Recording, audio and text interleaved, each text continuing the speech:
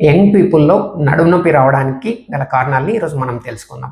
నేను మీ doctor Manjunath, consultant orthopaedic surgeon at Medicover hospital, Kurnool.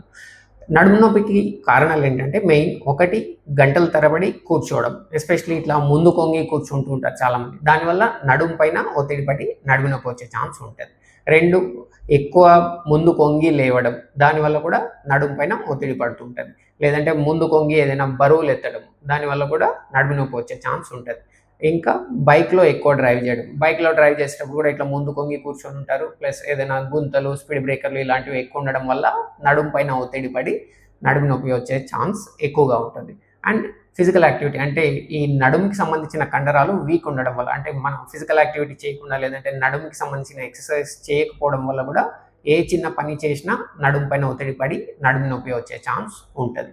ఇవి కాకుండా రేర్ కాజెస్ ఏంటంటే ఏదైనా యాక్సిడెంట్ అయినప్పుడు నడుము ఎముకలకి దెబ్బ తగలడము, లేదా నడుము ఎముకలకి సంబంధించి ఏదైనా ఇన్ఫెక్షన్, టీబీ లాంటివి, ఇవి కూడా నడుము నొప్పి వచ్చేకి కారణాలు.